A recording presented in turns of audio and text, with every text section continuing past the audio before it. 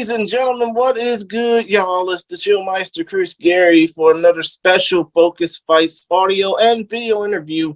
My next guest needs no introduction, as David Letterman said, but because of the time constraints, we're going to try and make it quick.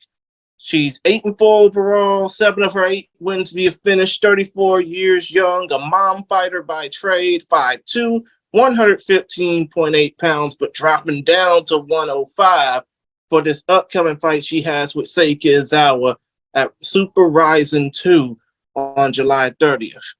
From Nice, France, now residing in London, England, looking to take over the world, this is Great Britain top team representative and Combate Global star, Claire Lopez. How are you, madam? Yeah. All good. Yeah, thank you. Okay. Just wondering.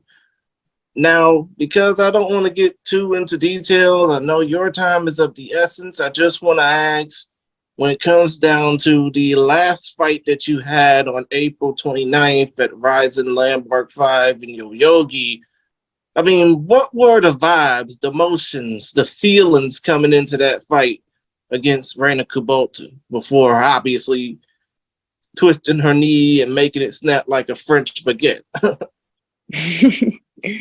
Honestly, it was the best experience for me because fighting in Japan was something I really wanted to do, and all these people really respectful, and I don't know, the show is so amazing there, so it was really good for me to be there. I really enjoy every second of the fight week, the fights.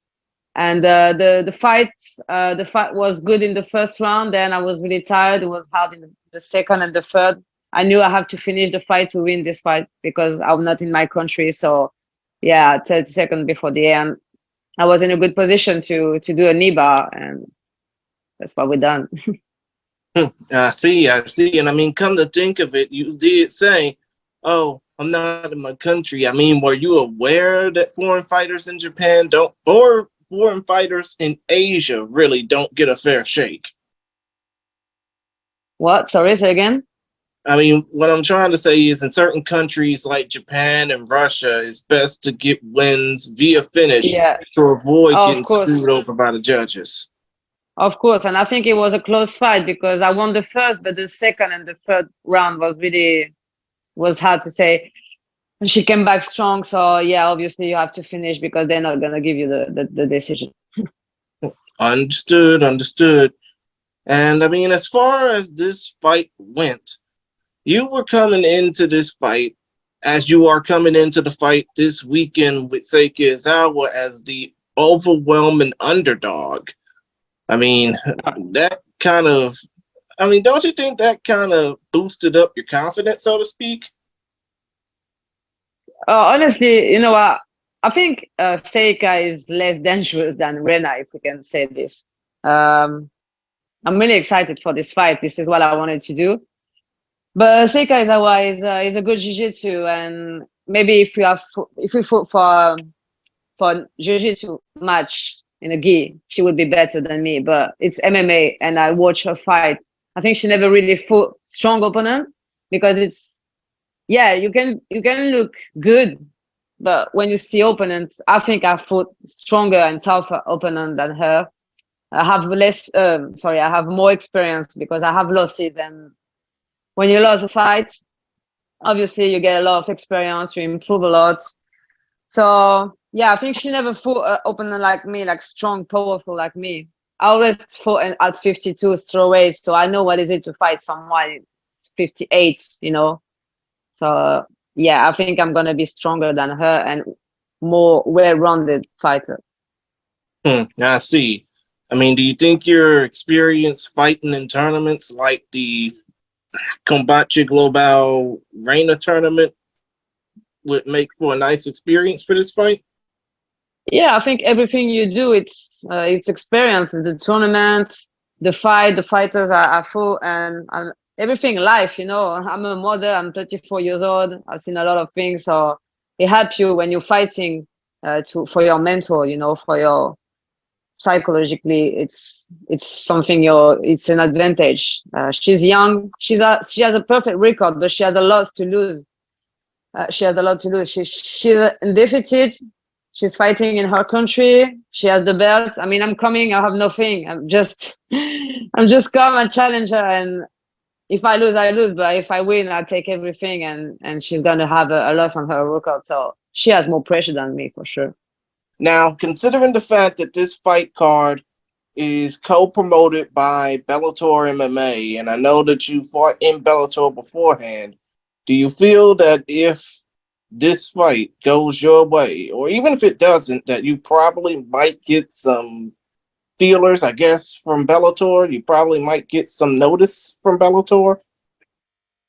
To be honest, I don't think I want to go back to Bellator because I like to fight on Rising.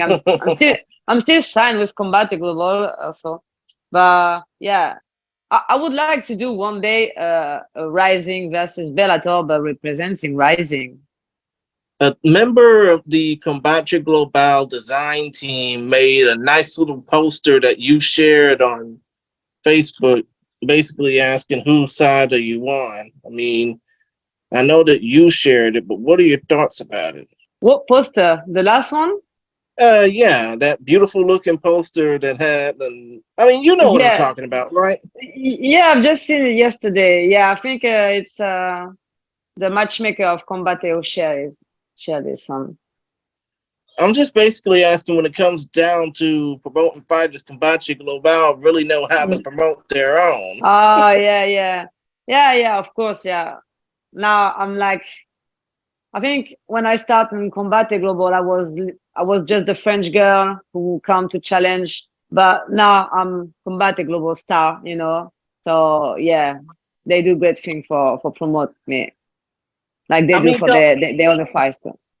come to think of it, they have respect for you because you almost beat a current UFC star in Yasmin Haragui, even though, of course, she knocked you out in the first round. Yeah. But of course, I've been in the final of a tournament, so you have to respect that. You know, I've beat two girls in the same night, and I've done a good fight for the final against a tough opponent. So you have to respect it. That. Right, of course, of course. And I mean, come to think of it, you could have made history in Combatre Global by becoming the first French woman or British woman to win a tournament. They're really the first European to win a tournament Yeah, there. But now yeah. you got bigger history to make because from what I basically recall, I don't think there's been a French woman or a British woman that's won a major world championship in Japan.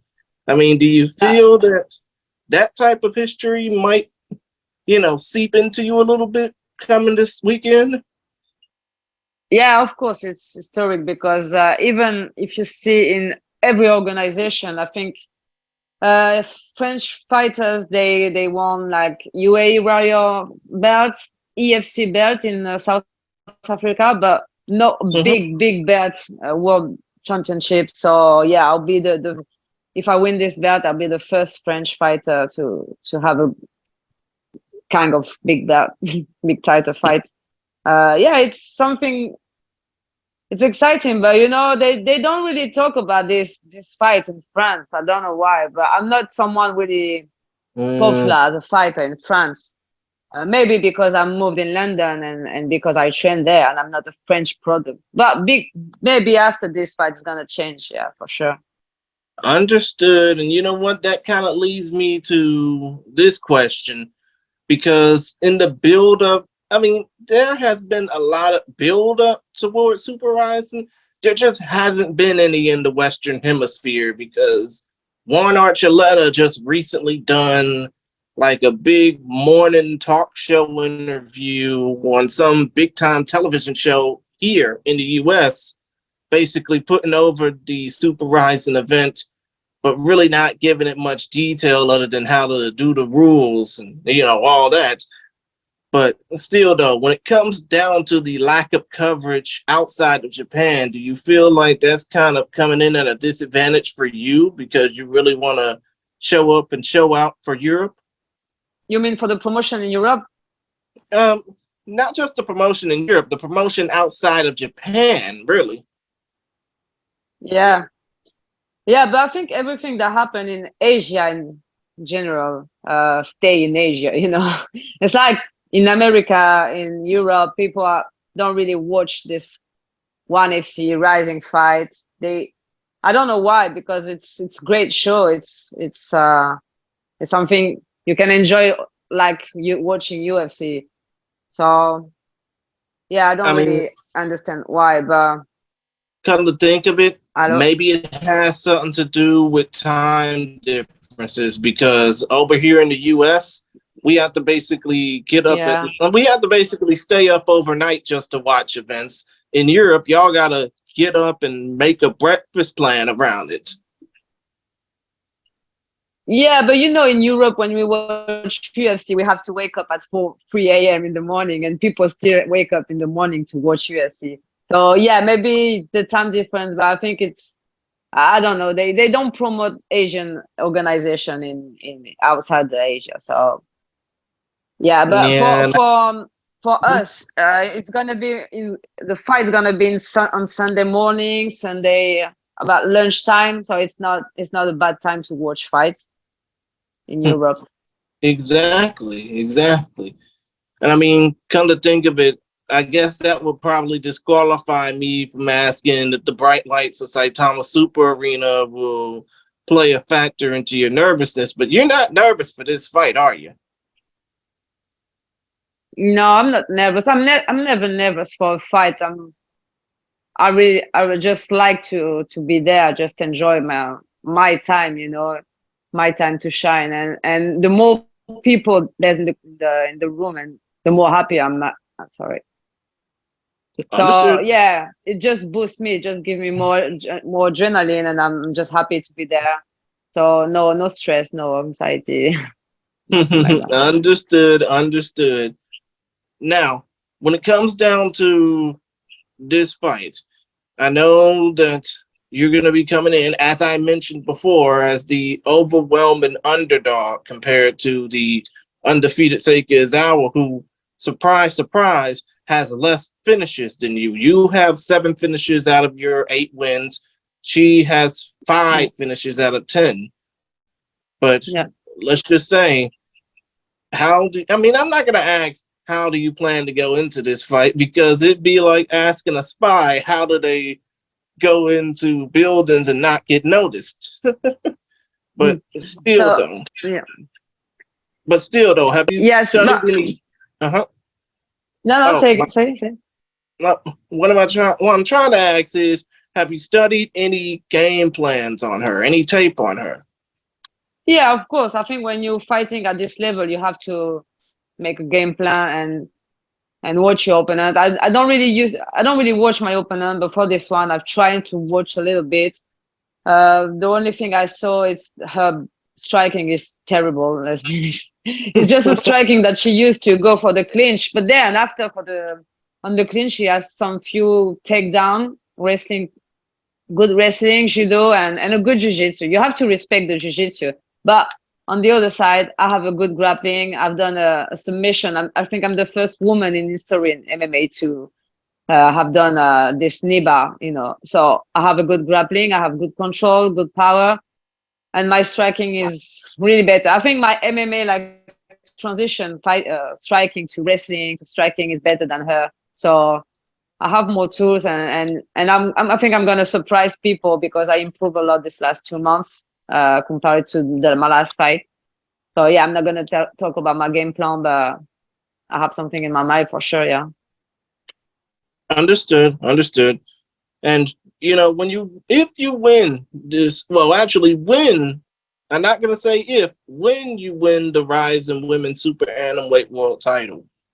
I mean, I know that you are a fighter first and foremost, but would you basically say that if you win this title, you would be susceptible to facing off against everybody in the Rising rule set, in the superior rule set?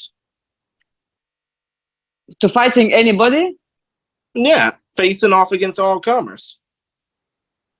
I don't mind. I'm ready to fight anyone in any organization. If I beat, I think Seika is one of. I don't know if she's the best atom weight in the world. of one of the best. But if I beat her, I become the best, right? I mean, come to and I think will, of it, you and might I be could fight right. anyone. I mean, come to Yeah, think of well, it, you might be right because I don't think that any of the other major organizations here, you don't see Invicta touting their strawweight division or atomweight no, division much. I don't. Yeah, um, yeah.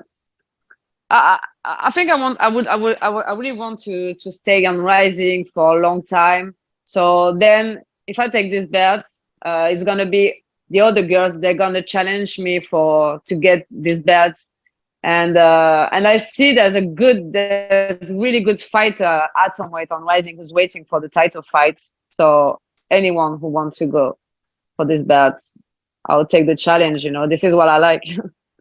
I mean, come to think of it, would you welcome a rematch with Reina Kubota? Oh, rematch. But, she can't really fight at the moment. She's still Right, can't right, train with her right. Because knee. yeah, because So you snapped her damn knee. yeah, but she tapped too late. Right, right, right. Tapped too late. But still though, basically what I Yeah, mean yeah. I is could take a rematch. Yeah, I could take a rematch for sure. Yeah. I understand what you mean about a rematch with Reina, Miss Lopez, but considering Topology's atomweight rankings at large, 6 of the fighters on that list, Kana Asakura, Ayaka Hamasaki, Siwoo Park, Ryu Yamamoto, and Mina Kurobe, in addition to Seika, have fought in Rising once before, or multiple times in the case of the 5 outside of Mina Kurobe. Plus, you have former Invicta champion Jillian Lionheart DeCourcy at the top of that atomweight heap. Would a fight against any of the women that I mentioned interest you if you were to become the Rising Super Atomweight champion on Sunday? Yeah, sure. I don't know Understood. who she is, but yeah. DeCourcy, huh? I think when you beat someone, you're looking for someone even better and someone even better every time. So yeah, you have to watch the ranking and take someone better than your last opponent. That's the goal, no? Understood. Understood. Now, when it comes down to this fight card, it's going to be shown around the world on Fight TV. I know it's going to Yeah. be shown in Japan because it's going to be shown on like Unext and about 6 other platforms. But when it comes down to the Fight TV audience in particular, who may probably be watching you for the first time, and I know I asked this beforehand, but still, what will you hope that the international audience can seeing you on this fight card, fighting for that world title, hope to expect from you? The same thing than every fight they can expect a exciting fight, no boring fight, a finish, a lot of power, maybe and probably a knockout because yeah, I'm really more powerful than her. So yeah, obviously she's a good fighter, I'm a good fighter, so it's gonna be a great fight. She's not a boring fighter, so we're gonna make a great show, and yeah, that's it. You have to watch the fight now. Understood, understood. And let's just say, I mean, I know I can't really say, oh, if Seika I was watching this, what would she do? But no, y'all are actually about a few days out from facing each other, so Seika's probably not even focused on watching this. But let's just say if she hears anything about this, what would you say to her, even though it would have to be via interpreter? What would you say to her, as a way to rile her up to get psyched up for fight night? To her, I have nothing to say to her. I'm not someone who do like this kind of how you say Hype. talk. I don't remember the word, but yeah, when Uh, you talk before a fight, you mhm. know. So I'm not But someone like that. I just want to make sure my opponent's gonna make the weight. She's gonna be ready, and that's it. Nothing more. Just do your things. I'm gonna do my thing and be ready because I've done a lot to be here today. So I just want to fight now. understood. I mean, obviously, this is a fight week for you, and I hate to basically talk to fighters during fight week because they got like 100 different emotions running through their heads. But still, though, it's just fun to see somebody more relaxed during fight week, not realizing that they got to get on a plane in a little bit and fly out to a country that they've only been to once before. Yeah, I'm always relaxed. You know what? Before a fight, I'm just in the changing room and I'm reading a book because I'm just, I don't You're know. trying I'm to just get your happy. mind off fighting, huh?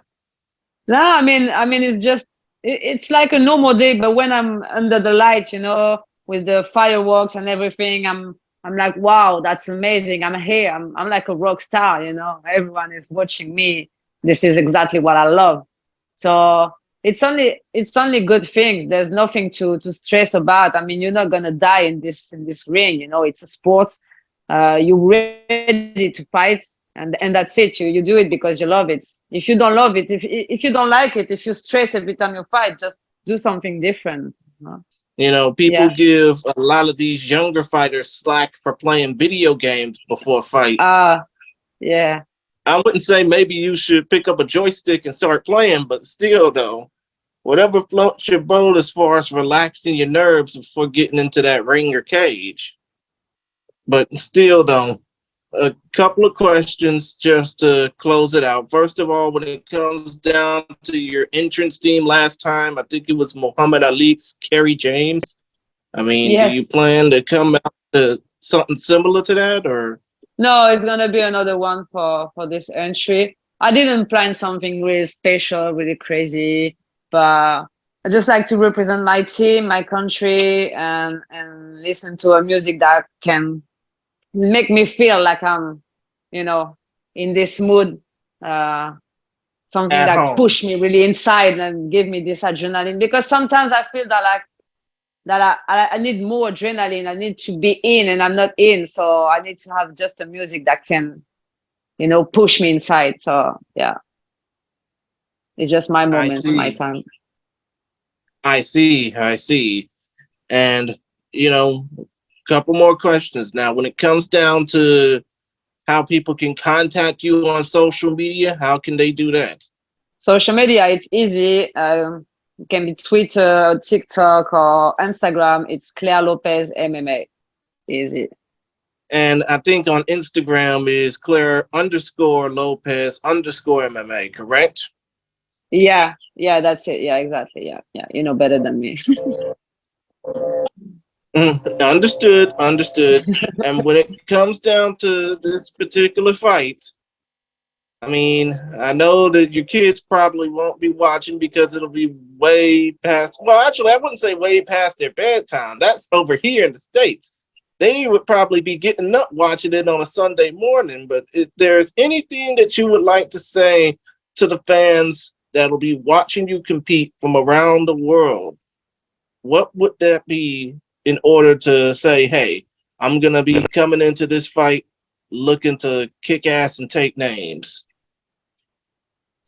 Oh, I just want to say that I'm really close to make history, and uh, especially in an organization like Rising, where Japanese people always are the best, they are the champion. So I'm close to make history. So if you want to be part of it, if you want to watch this, follow follow the follow me on Instagram and follow the fights, watch the fights. It's gonna be exciting for sure. It's gonna be a good fight. And just to clarify, when it comes down to Super Rising, it'll be airing on Fight TV in the United States and around the world at 3 a.m. Eastern, midnight Pacific, which will be 8 a.m. in England and probably 9 a.m. in Yeah. France. Am I right?